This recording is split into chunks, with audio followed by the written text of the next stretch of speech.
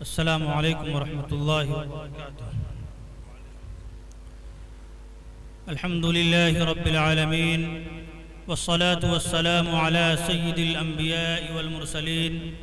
وعلى آلہ واصحابہ وازواجہ وذریاتہ واہل بیتہ اجمعین، اما بعد، اعوذ باللہ من الشیطان الرجیم، بسم اللہ الرحمن الرحیم، یا ایہا الذین آمنوا ادخلوا فی السلم کافہ، صدق اللہ العظیم۔ میرے محترم بزرگوں، دوستو، اللہ تبارک و تعالیٰ کا بڑا فضل و کرم ہے کہ اللہ تبارک و تعالیٰ نے ہم سب کو یہاں پر قرآن کی نسبت سے جمع ہونے کا موقع عنایت فرمایا ہے، اور قرآن کی نسبت سے کچھ دیر بیٹھنے اور کچھ دیر ذکر خدا کی توفیق عنایت فرمائی ہے۔ یہ اللہ کا بڑا فضل ہے، ہمیں اللہ کا شکر ادا کرنا چاہیے۔ یہ مجلس قرآن کی نسبت سے ہے اور ماشاءاللہ یہ قابل مبارکباد بھی ہے مدرسہ شمس العلوم اموا کے اساتذہ ذمہ داران کہ الحمدللہ 14 حفاظ اکرام ان حضرات نے تیار کیا اور آپ کے سامنے پیش کیا، اور آج انہی کے اعزاز میں اور انہی کی دستار بندی میں یہ پروگرام منعقد کیا گیا۔ میرے محترم بزرگوں، دوستو، قرآن کریم بڑی معزز مکرم کتاب ہے، اور یہ اللہ تبارک و تعالیٰ کی طرف سے نازل کردہ کتاب ہے۔ یہ قرآن کریم صرف ایک کتاب نہیں بلکہ یہ احکام الہی ہے، فرمان الہی ہے، جس پر عمل کرنا یہ ہم سب کی ذمہ داری ہے۔ بحیثیت مسلمان، بحیثیت مومن، یہ ہمارا فریضہ اور ہماری ذمہ داری ہے، چونکہ ہم ایمان والے ہیں، اور ایمان کا تقاضا یہ ہے کہ اللہ تبارک و تعالیٰ پر ہم ایمان رکھتے ہیں تو اللہ کے فرمان کو ماننا یہ ہماری ذمہ داری بھی ہے اور ہمارا فریضہ بھی ہے، اور اگر ہم اللہ تبارک و تعالیٰ کے فرمان سے منہ موڑتے ہیں تو پھر ہم رسوائی اور ضلالت کی اور چلے جاتے ہیں۔ اسی لیے قرآن کریم میں اللہ تبارک و تعالیٰ نے ارشاد فرمایا، یا ایھا الذین آمنوا ادخلوا فی السلم کافہ، کہ اے مسلمانوں مکمل طور پر اسلام میں داخل ہو جاؤ، اے ایمان والو مکمل طور پر اسلام میں داخل ہو جاؤ، یعنی مکمل طور پر اسلام پر اور اسلام کے فرمودات پر اور احکام الہی پر عمل کرنے والے ہو جاؤ، یعنی جو قرآن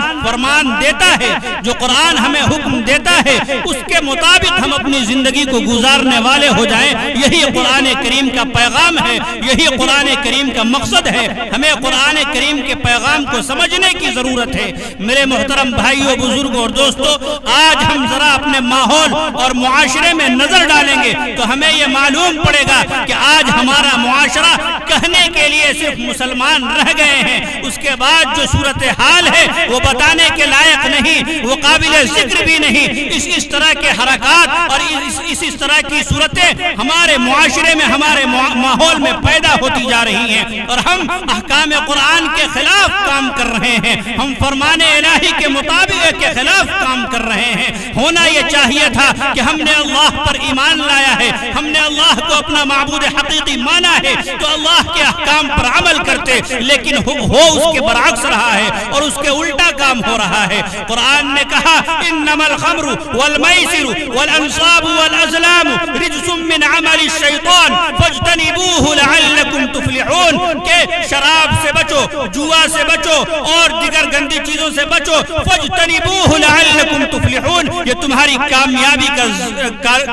کا ذریعہ ہے، یہ تمہارے لیے کامیابی کا ضامن ہے۔ لیکن افسوس کے ساتھ یہ کہنا پڑتا ہے کہ قرآن کریم نے جہاں صراحت کے ساتھ شراب کو، نشے کو حرام قرار دیا ہے، آج ہمارے قوم کا بچہ، ہمارے قوم کا نوجوان، وہ نوجوان جو کسی قوم کی ریڑھ کی ہڈی مانی جاتی ہے، جو کسی قوم کے لیے ریڑھ کی ہڈی کی حیثیت رکھتی ہے، گھر میں پلر نہ ہو تو گھر کمزور مانا جاتا ہے، مکان بغیر پلر کے کمزور مانا جاتا ہے، اسی طرح بغیر نوجوان کی مضبوطی کے وہ قوم کمزور مانی جاتی ہے، اور ہماری یہ نوجوان قوم جو ہمارے لیے پلر کی حیثیت رکھتی ہے، ہماری قوم کے لیے ریڑھ کی ہڈی کی حیثیت رکھتی ہے۔ آج وہ قوم نشے کی لت میں اس طرح ڈوبی ہوئی ہے کہ دنیا سے بے فکر ہو چکی ہے، دین سے بے فکر ہو چکی ہے، اسے پتا بھی نہیں ہے کہ ہم کس گڑھے میں گرنے کے لیے جا رہے ہیں، اسے پتا بھی نہیں ہے کہ یہ راستہ ہمیں کہاں تک لے جائے گا۔ اور یہ نشہ اتنا فتنے کا سبب بنتا چلا جا رہا ہے، اتنا فتنے کا سبب بنتا چلا جا رہا ہے کہ پورا کا پورا معاشرہ اس پہ برباد ہو رہا ہے، کتنی گھریں اجڑ جا رہی ہیں، کتنے ماحول خراب ہو رہے ہیں، لوگوں کی تربیت نہیں ہو پا رہی ہے، آنے والے بچوں کی تربیت خراب ہو رہی ہے۔ یہ چیزیں کیوں ہو رہی ہے؟ اس لیے ہو رہی ہے کہ ہم نے ان چیزوں کو اپنی زندگی میں داخل کیا جن چیزوں سے قرآن نے ہمیں منع کیا، جن چیزوں سے قرآن نے ہمیں روکا تھا، جن چیزوں سے قرآن نے ہمیں منع کیا تھا، ہم نے انہی چیزوں کو اپنی زندگی کا شیوا بنا لیا، انہی چیزوں کو اپنی زندگی کا فیشن بنا لیا، اور اسے ہم سمجھتے ہیں کہ یہ غم بلانے کا ڈھال ہے۔ ہم لوگ دارالقضاء میں رہنے والے لوگ ہیں، آئے دن معاملات آتے ہیں تو کہتے ہیں کہ پریشان ہو گئے تھے، ٹینشن میں تھے، ڈپریشن میں تھے، تو ہم نے اس کا سہارا لیا۔ جبکہ سکون تو قرآن کی تلاوت سے ملے، سکون تو اللہ کی عبادت سے ملے، سکون تو آپ کو نماز سے ملے، لیکن معاملہ یہ ہے کہ بجائے ہم اپنے حالات کو اللہ کے سامنے رکھنے کے، جہاں سے معاملات حل ہو سکتے ہیں، جہاں پریشانیوں کا حل مل سکتا ہے، جہاں ہمیں مصیبتوں سے چھٹکارا مل سکتا ہے، وہاں سے ہم معاملہ حل نہیں کر رہے، یعنی جہاں سے ہماری بیماری کا علاج ہو سکتا ہے وہاں ہم علاج نہیں کرا رہے ہیں، علاج کرا رہے ہیں ایسی جگہ پر جہاں ہماری بیماری کا علاج نہیں ہے بلکہ ہماری بیماری کو مزید اور ڈیمیج کر رہے ہیں۔ یہ نشہ ہمارے ماحول میں ایک ناسور کی حیثیت لے چکا ہے، اور ایک سے ایک معاملات، طلاق کی شرحیں بڑھ رہی ہیں، اور بھی دیگر واردات ہو رہے ہیں، قتل عام ہو رہا ہے، قتل و غارت گری میں لوگ ڈوب رہے ہیں، اور نشے کی لت اس قدر ہو چکی ہے کہ نشے کے بغیر نشہ خور کی دنیا ادھوری ہے، اور نشہ کے بغیر اسے کوئی چیز نظر نہیں آتی، بس اس کی دنیا نشے سے شروع ہوتی ہے اور نشے میں ختم ہوتی ہے، اس کی صبح نشے سے شروع ہوتی ہے اور اس کی شام نشے پر ہوتی ہے، بس وہی اس کی زندگی بن کر رہ گئی ہے، اور پوری زندگی کا معاملہ صرف نشے پر منحصر ہو کر کے رہ گیا ہے۔ میرے محترم بھائیوں اور بزرگوں اور میرے نوجوان دوستوں، میرے نوجوان بھائیوں، بڑی عاجزی کے ساتھ اور بڑی درد مندی کے ساتھ یہ بات کہہ رہا ہوں کہ یاد رکھیے یہ نشہ آپ کو جہنم کے گڑھے میں لے جا کر کے چھوڑے گا۔ آپ صلی اللہ علیہ وسلم نے فرمایا لا تشرب الخمر مفتاح کل شر، کہ شراب مت پیو، صاف لفظوں میں حضور اقدس صلی اللہ علیہ وسلم نے نشے سے منع فرمایا ہے، اور یہ فرمایا آگے کہ مفتاح کل شر، کہ یہ تمام برائیوں کی جڑ ہے، ہر برائی اسی سے شروع ہوتی ہے اور اسی پر ختم ہوتی ہے۔ معلوم یہ ہوا کہ ہم نشے کے لت میں ملوث ہے۔ آج نشہ خوروں کی عادت اس طریقے سے ہو گئی ہے کہ اگر نشہ کے لیے پیسے نہ ہو تو پھر چوری بھی کرتا ہے، ڈاکہ بھی ڈالتا ہے، چھینتائی بھی کرتا ہے۔ یہ تمام صورتحال کیوں پیدا ہو رہی ہے؟ اس لیے ہم نے اپنی زندگی میں ایسی منحوس چیز کو داخل کر رکھا ہے جو ہماری زندگی کا حصہ ہی نہیں ہے، ہم نے اسے زندگی کا ایک بڑا حصہ بنا لیا ہے۔ میرے محترم بزرگوں اور دوستوں، قرآن کی مجلس میں بیٹھے ہیں، قرآن کی نسبت سے سجائی جانے والی مجلس میں ہم شریک ہوئے ہیں۔ ہم آج سے اس پیغام کو لے کر کے جائیں اور یہ عہد کر کے اٹھے کہ انشاءاللہ آج سے اس منحوس برائی کو ہم چھوڑ دیں گے، اور اس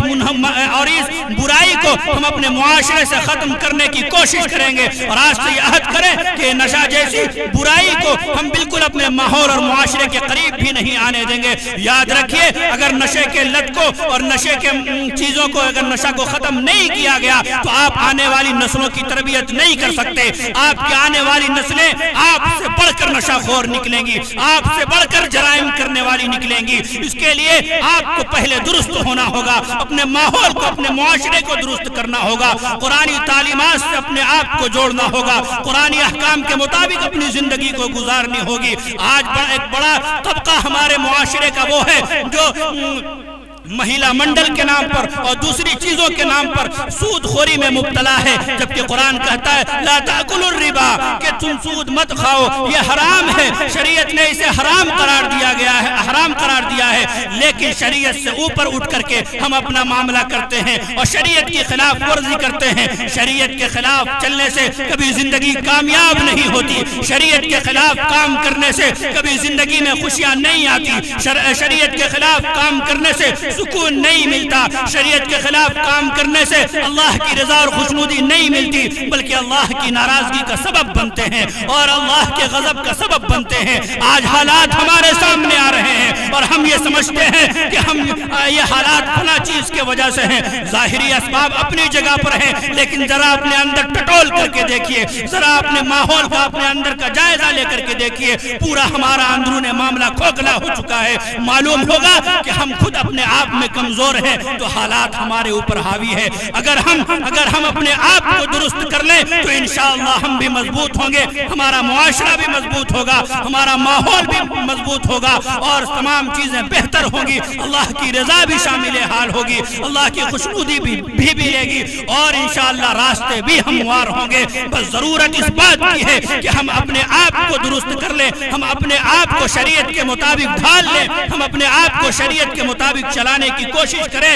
انشاءاللہ ہماری زندگی کی گاڑی مصیبت کی گھڑی میں بھی بہتر سے گزرے گی اور خوشی کی گھڑی میں بھی بہتر سے گزرے گی۔ اللہ تبارک و تعالی ہم سب کو کہنے سننے سے زیادہ عمل کرنے کی توفیق عطا فرمائے۔ وآخر دعوانا ان الحمد للہ۔